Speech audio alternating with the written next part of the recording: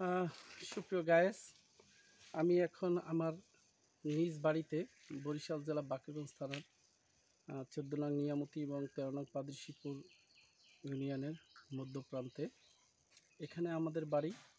আর এখানে আমাদের একটা বাড়িতে একটা ছাড়া বাড়ি আছে, যে ছাড়া বাড়ি অনেক বিশাল বড়। অনেক বিশাল বড়। এখানে অনেক গাছ রয়েছে, যেমন আম গাছ, জাম গাছ, কাঁঠাল গাছ, লিচু গাছ, অনেক গাছ রয়েছে এখানে। এই ছাড়া বাড়িটা মানে অনেক বিশাল আকারে আর কি। তো এটা আমাদের গাছ থেকে পাড়া হয়েছে। আর এই হয়েছে আমাদের গাছের আমের কালার।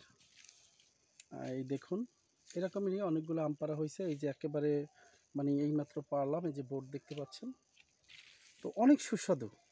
আমি খেয়েছি এবং খেয়ে দেখলাম যে আসলেই অনেক মিষ্টি, এবং এর চেহারা দেখলে বোঝা যাচ্ছে যে কতটা মিষ্টি।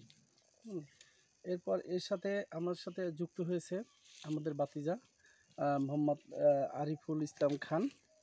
এই যে আমাদের বাতিজা, ও আসলে বাড়িতে যে কোনো কাজে, যে কোনো ইয়াতে, খেলাধুলো থেকে শুরু করে যত কিছু যাই থাকুক না কেন বললে মানে আনন্দ বা বিনোদন দেওয়ার জন্য ও তাৎক্ষণিক সাথে সাথে প্রস্তুত হয়ে থাকে।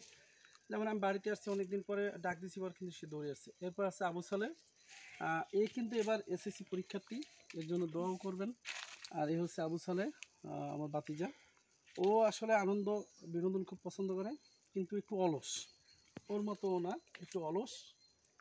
তারপরও অলস হলেও আমি যদি ডাক দিই আমার কাছে ছুটে আসে। এবং প্রত্যেকটা বাতিজা, ভাইগনা, ছোট ভাই, বড় ভাই, আমরা সবাই সর্বদা মানে একাত্রে থাকার চেষ্টা করি।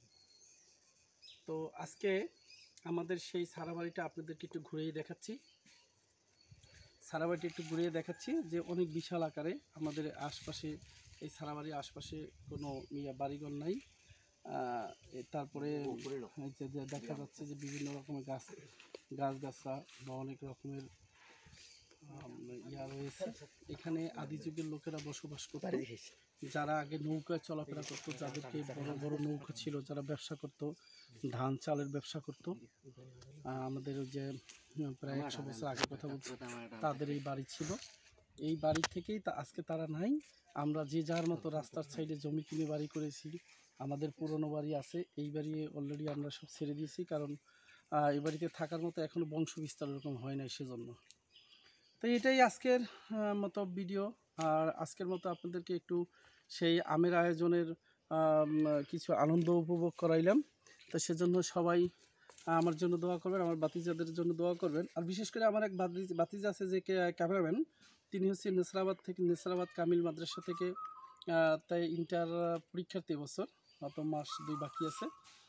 তো ও আসছে, আর ও থাকলে হয়তো আমাদের আরও বেশি বিনোদন আশা আকাঙ্ক্ষা থাকে। কারণ ও যেমন মোবাইল পারদর্শী, লেখাপড়া অনেক পারদর্শী, সর্ববিষয় অলস্কর বলা যায়। তো তিনি ক্যামেরাম্যান হিসাবে আছেন, তিনিও আলিম পরীক্ষার্থী, তার জন্য সবাই দোয়া করবেন। আর আমার বাতিজা, এই দুটোর জন্য সবাই বেশি বেশি দোয়া করবেন। A+ প্রত্যাশী, যেন A+ পাইয়া আমাদের সকলের সামনে তারা মানে যেন আনন্দ উপভোগ করতে পারে।